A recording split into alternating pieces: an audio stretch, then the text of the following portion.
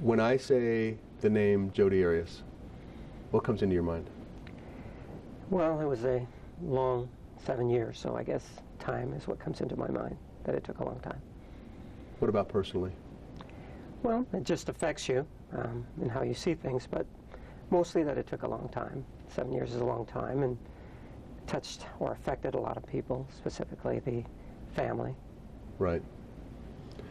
Is it hard as a prosecutor to separate personal feelings when you're looking at a defendant and dealing with her, as you said, for such a long time? I mean, do you hate Jodi Arias? No, it's not a situation where you hate the individual, or I don't develop any feelings for the individual. It's the acts or the crime that they committed that sort of drives you and guides the prosecution. You had her on the stand for several days, and she was on the stand for many days. Right. And I sensed a real level of frustration coming from you. No, I don't think so. I don't think that I was ever frustrated with her. I know that it appeared that she felt like she had all the answers to the questions that I was posing. And so once you ask the question and she gives you the answer, you try to go into it a little bit further. So no, I don't believe that I was frustrated. As we're talking here, you're, and we've talked before, just in the hallways and things, and you're fairly soft-spoken. You're very different in the courtroom. Well, it's you do what is required in the courtroom, and you want to make sure that your point is made. You want to make sure that the jury hears it, and you want to perhaps add some inflection to your voice to carry the point across. You were accused by Jodi and the defense team of bullying in the courtroom. Do you agree with that? No, I don't think that I bullied anybody. I think that there are set rules, and we have the judge who administers those rules, and I don't think that I was bullying anybody. I don't remember specifically her saying anything other than perhaps that my voice was loud, but it needs to carry across that courtroom. And I'll go back to Alice LaViolette, who apparently had to get some sort of treatment during the proceedings because she said you were so hard on her. I don't know too much about that. All I know about that is what I read in the papers, and the first thing that came to my mind is how it got into the papers. But I don't know any of the specifics about it. If that was an issue that she had, perhaps it was a condition that she brought in, but I don't think that my questioning had anything to do with that. I was just probing or trying to get to the bottom of whatever her theories were. Let's go back to what happened yesterday when Jodi had a chance to speak in front of the judge. She said a couple of things. Did it surprise you that she seemed to kind of go after the Alexander family? Nothing that Miss Arias does or this defendant does surprises me. She's an individual that will do what she thinks is right for herself. She's egocentric, and at that point, she said what probably she believed was best for her. But it wasn't. I mean, how can you say to somebody all of a sudden, her whole defense was, last time around, I had this fog. I have no idea what happened. And then yesterday she says, I felt the knife go into him, and the gunshot came first. The fog was lifted. Well, that's it. Maybe the fog lifted for her just in time to say whatever it was that she wanted to say, and perhaps make it like it was a situation where she could make more of a point and maybe make it look better for herself. Are you satisfied with what happened here, the outcome?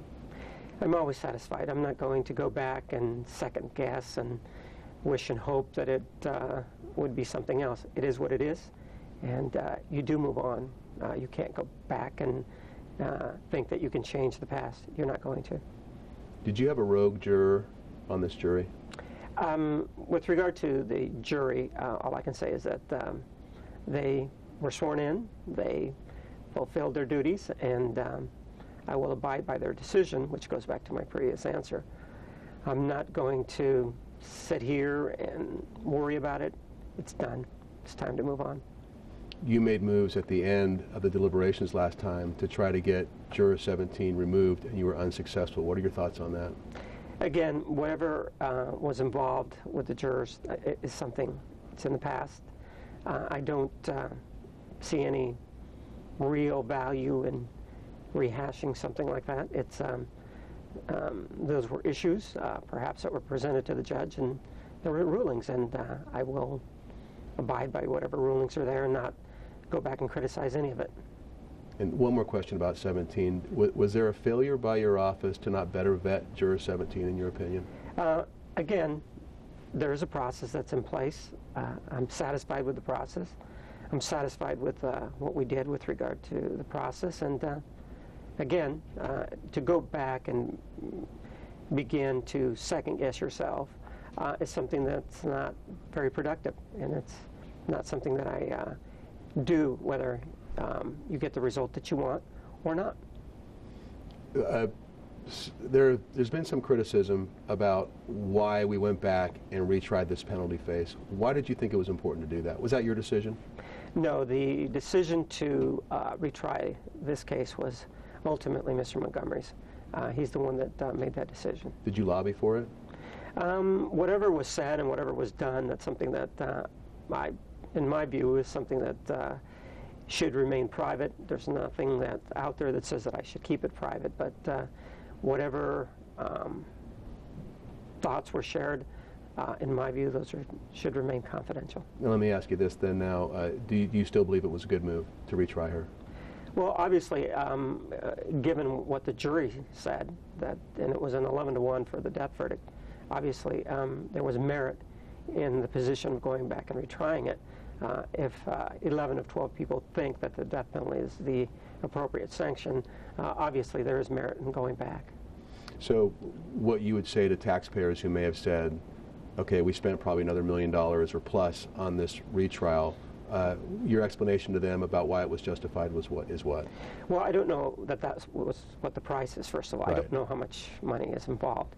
When I work or I come to work every day, I get the same amount of pay whether I'm there or I'm doing something else. So in those terms, it wasn't any more of an expenditure. I don't know what the amounts were that were spent for the defense, but whatever it was, when you stop and you think about it and you're looking for justice, what price are you going to put on it? I would look them all in the eye and say, what price would you put on justice? And it's an individual decision for them. Well, I mean, this is a weird case, and I'm sure you've had some unusual cases. I mean, have you ever had a case where a defendant is convicted and then 20 minutes later gives a television interview? This was an unusual case because of the defendant. I will agree with that. It appears that she used the camera and interviews as a way to try to somehow gain something. I'm not sure what she was attempting to gain with all the interviews that she gave. It started with the 2 interviews that she gave, one when she was in Wairika and the other one when she was in the jail here. So I don't really know what she was attempting to gain from it, but she certainly made herself available to the media, and that changed the complexion of the case. Did it hurt her in the end? Well, it depends, I guess, on who you ask. I know that she's convicted of the premeditated murder, so did that play any part in it? I don't know. It was the crime was so horrific in and of itself that I don't know what she could have done to either hurt herself or not hurt herself. So I don't know. I really don't know on that. There are only now 2 women on death row in Arizona, and you put one of the women there. Right. Can you compare the 2 cases of Wendy Andriano and Jodi Arias? Well, they were both exceptionally violent. Both involved a supposed loved one. Miss Andriano was married to Joe Andriano at the time that she killed him. In this particular case, the Arias case, Miss Arias indicated her love for him in her writings, and even at trial indicated that she was in love with him. So there are similarities there, and there's also similarities in the amount of violence that was inflicted on the victim. What do you think the difference was? I mean, how are you able to get death with Wendy Andriano and not with Jodi Arias? It just depends on what the jurors think. And in this particular case, 11 jurors thought that, for Miss Arias, thought that the death penalty was appropriate, whereas 12 jurors thought that the death penalty was appropriate for Wendy Andriano. I sat in that trial for months, especially the first trial, not as much the second one. I was in there more sporadically. But the Alexander, especially the Alexander sisters, appear to be going through so much on a daily basis. Now, obviously, some days were harder than others for them. And you were with them basically every single day. Can you tell us what that was like? Well, it was, on the one hand, it was an experience that I think we are going to look back on and say, I think we're better for it. I mean, and if you go through something like that, you create relationships. And so better on the one, how? Explain that to me. well, you learn what makes them hurt, and you learn what upsets them, and that's something that brings you closer. So, yes, I mean, there was that there is this sort of bonding that goes on. But you also see the suffering that goes on with them. And for them, it was, as they indicated to the judge yesterday, it was very difficult for them to hear that the defendant was saying that their brother was a pedophile, that he had this attraction to young boys. They knew and still believe that it isn't true. Clearly, the evidence showed that it wasn't true. So that was very difficult. So some of the things were very difficult. That was probably the most difficult thing for them. I'm not speaking for them, but from my impression of what I saw, that's what I think. Also, the horrific nature of the murder, the seeing of the photographs, that was something that was very difficult for them. So they would see the photographs, and oftentimes there'd be a recess. What was that like in that room that you had off to the side of the courtroom? What was the mood like in that room after some of the tougher days? It would be somber, and it would be them attempting to deal with it. So they did the best they could. There were a lot of sidebars. I mean, sidebar after sidebar after sidebar. And can you tell us just, I know it's tough to generalize, but what were most of those discussions about? It just depended, I guess, but a lot of them had to do with evidentiary issues, whether or not a certain question could be asked, or whether or not a certain document could be introduced, or whether or not a certain item could be viewed by the jury. So most of them were evidentiary in nature. Were you going at it with Kirk Nurmi and Jennifer Wilmot up there? I don't think I ever went at it with any of them. I think the sidebars will bear out what happened up when we were there. What do you think about the job that Nurmi and Wilmot did with Arias? That's up to them to decide what they thought, what kind of job they did. I'm not there to judge whether or not they did a good job, whether or not they were short in some areas. That's up to them to think about. The one thing beside Jodi that made this case so different, and actually it's because of Jodi, but was the media attention. I'm not sure. I don't think Arizona's ever had something where it seemed like the attention of the world, a lot of it anyway, was focused on what happened in that courtroom on a daily basis, especially during the first trial. How does that impact what you do on a daily basis? Well, I don't really think that it impacts me to a great degree, but it has, it makes it so that people know me much more. I'm recognized in a lot of places. What's that like? It's flattering. I mean, it's something that people come up to you and they recognize you, and what do they say? Just generally that they're happy to meet me, and I'm happy to meet them, and we generally talk about where they're from, that sort of thing. Mm-hmm. Have you given any thought to putting any of that celebrity to use? I don't know if it's celebrity. I think it's just notoriety. A little bit of notoriety. I don't know putting it to use exactly. I don't know exactly how that would happen. I know politics. No, I don't know if that's, Attorney General Martinez. You thought about that? No, I have not thought about anything like that. That's not. You know, there are some people that serve the public in certain ways. For example, what you mentioned, governor or attorney general, and there are other people that serve it serve the public a different way. This is my way of serving the public. So nothing like that would ever enter your mind? Hasn't entered my mind. I've been approached, but it's not something that enters my mind. Right. Let's look back a little bit. Can you kind of tell the story of when did you first hear about this case, and when did you first know you're going to get it, and tell us the process of you getting the case? The way it works, or the way it worked back then, is that there was a rotation basis and you were on call. And although I wasn't on call when this murder happened, I had been on call the night before, and I was called the next day after the body was found. And so it's that fast. I mean, the police say, we've got a body, let's get the prosecutor on board right now. Right. And you're on call like a doctor or something? Something like that. And on that particular day, I wasn't on call, but I had been on call the day before.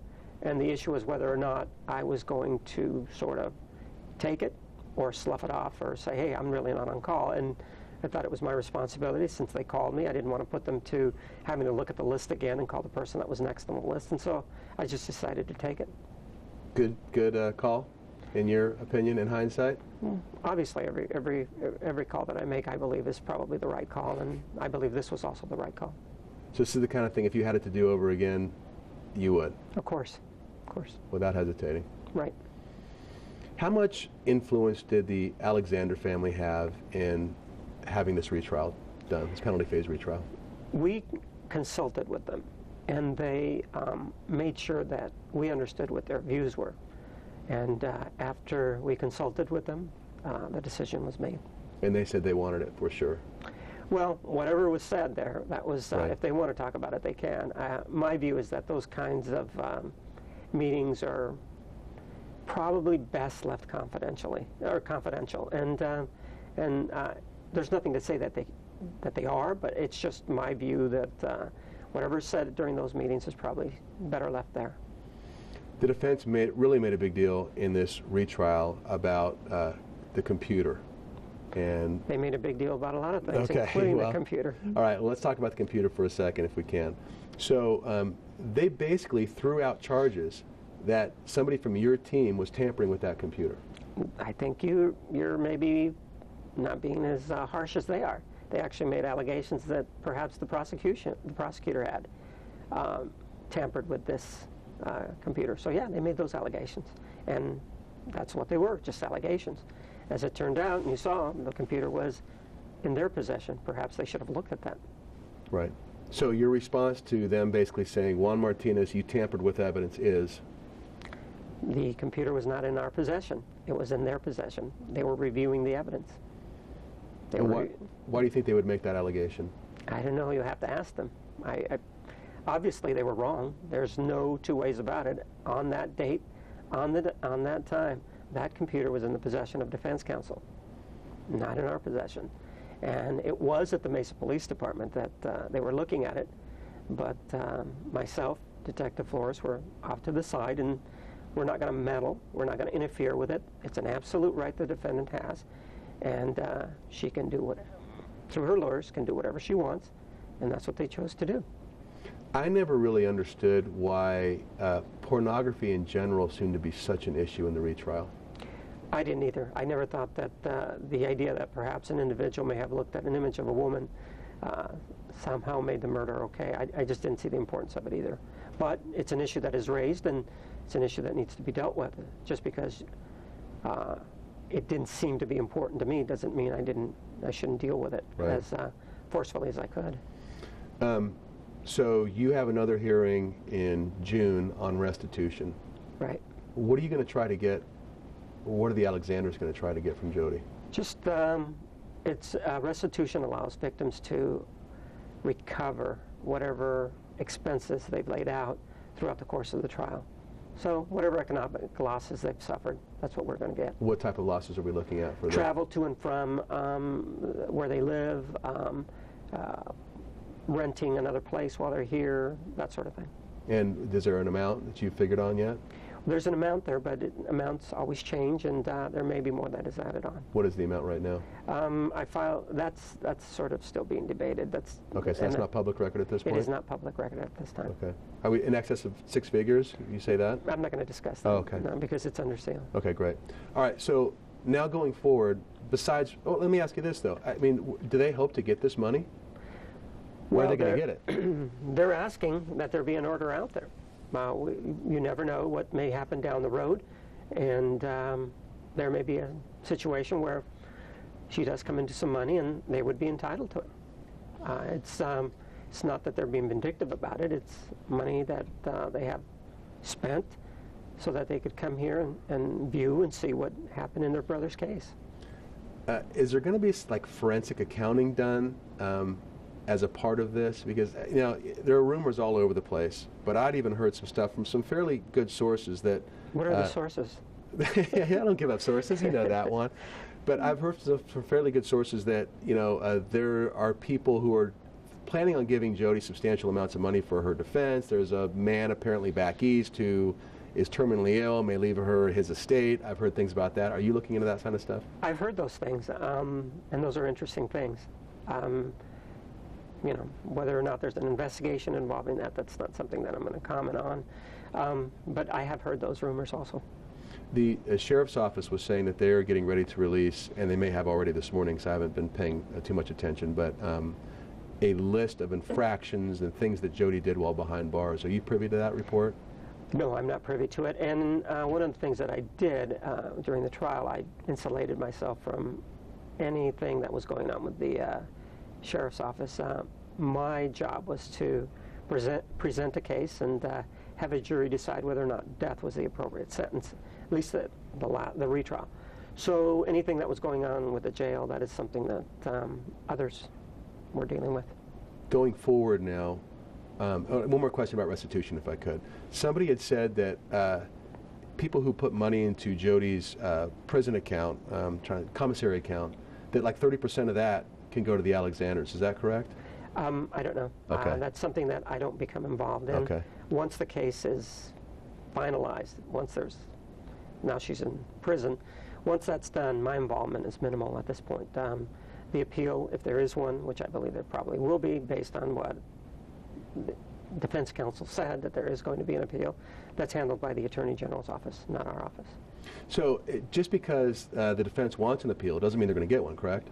Well, these kinds of cases, if it goes to trial, which this case did, and the defendant wishes to appeal, yes, she gets to appeal, and there is a decision that's issued by the Court of Appeals as to the merits of their claim. And then the Court of Appeals can then say, okay, you need to get a new trial, or we need to work on your sentence. What are the different avenues that the Court of Appeals can take? The Court of Appeals can deny it and say, in total, and say, that's it. That's the end of it. There is no more relief that you are entitled to. And of course, they can say, no, there was error, and it should be remanded for a new trial, and do it again. So if it does go to a retrial, what's your responsibility there? Well, I don't know if I'm going to engage in a hypothetical where I would have to admit, sitting here, that perhaps I think that there's some error. I don't believe that there was any error that was committed, whether it was by the prosecution, the defense, or the judge. If looking back on it, is there anything you do differently on this case? I'm not sure that going back and thinking, I wish I could do this differently or that differently, first of all, accomplishes anything. But with the information that I had at the time, that's the decision that I made. So to sit back and think, well, maybe I'll do something different, that's not something that's productive. I had whatever information I had at the time, whatever information I had, I used it and I made the decision. And the decisions were all mine. There was no one else to either take the blame or take the credit. Those decisions were all mine. When you were done for the day, I know you had to work probably until late, but did you go back and watch the late news? Did you watch HLN during this? Did you watch the media coverage? I did not. It's interesting and it's entertaining, and it serves a purpose. As you know, in the court hearings, I always was an advocate of allowing the media to be there. I think that there's something to be learned from seeing something that is happening as opposed to having you tell us what happened and showing us snippets. No, I know what you're saying. Obviously, different people see things differently, but if the camera is rolling, if somebody, and I picked you because you're sitting across from me, if they can see what actually happened, then perhaps they can make up their mind. And it does increase the appreciation, I think, for the job, for example, that the jurors had to do. That was a huge undertaking for them to sit through this whole thing. Also, it takes temperament to be a judge, and so it's stuff that is out there. It increases the community's learning of the process, and I think it's for I think the better of society, so that they don't have to guess. They know what's going to happen, and so I think coverage is good. So you don't, it seemed like, though, this is just my opinion, watching it, as the case progressed, and especially once Jody took the stand, there's just an overwhelming sea, especially with social media, of hatred towards her and the defense team. You don't think that impacted the case at all? No, it didn't impact the case at all. Those jurors that were inside that courtroom did not see any of that. So you believe that? Oh yeah, I do. 100%. Sure, of course. I don't think that any of them saw or heard anything that was happening around them. So what difference does it make what's going on out there? Yes, perhaps people who disliked her. Well, what can I do about that? I mean, I can't change what she did. I can't change how she killed him, and I can't change the way she testified and the things that she said. So there are consequences to our actions, and if she's going to say certain things, people are going to think what they're going to think. So you can never try to have, you're never going to please everybody all the time. And if somebody has an opinion, even though it's negative towards you, well then that's their opinion and then they're entitled to it. It's by and large, she fostered that sort of environment. I mean, I know that she interviewed with you immediately after the verdict came down. I mean, and said some of the things that she said. I mean, that are out there public. So she complains about it on the one hand, yet on the other side of her mouth, she attempts to use it. So I don't really see that there's much merit to that complaint. How do you, a lot of people watching this might say, how do you keep that wall up? How do you not look over and just detest the defendant in the middle of a case? Because I look at what they've done, and I'm focused on what they did. I detest what they've done. It's horrific, as in this case, to stab an individual in the shower after they've engaged in what is presumably the most intimate thing that two human beings can engage in, and then follow him around the bathroom, stabbing him, and then as this individual is dying, because that's what's happening, he's bleeding out, he starts to crawl down the hallway, and then, as she said yesterday, he was still conscious. I don't know. How do you do that? So you look at that, and it's not that you focus on the individual, you focus on what they've done.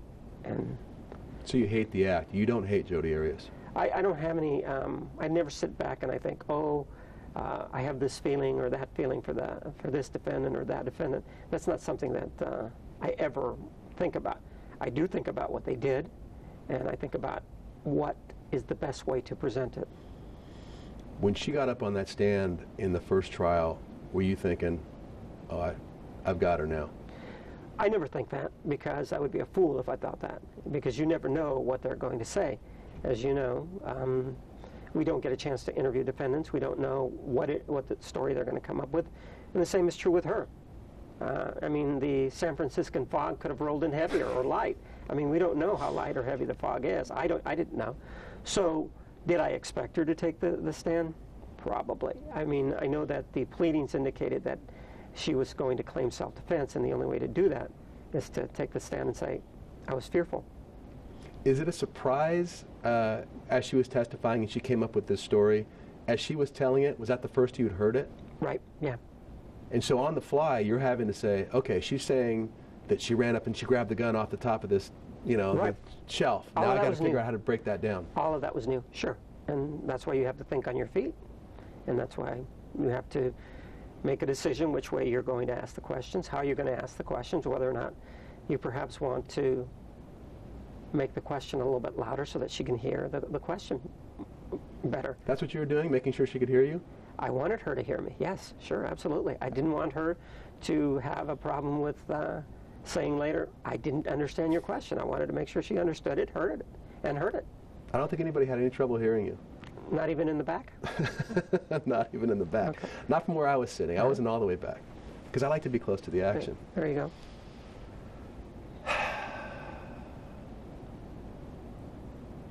Anything you want to say? No. Anything that I have to say was said in the courtroom. And anything I have to say was spoken by the jury's verdict. So I think that that's all that needs to be said. I think people might be surprised that you're kind of a soft-spoken guy.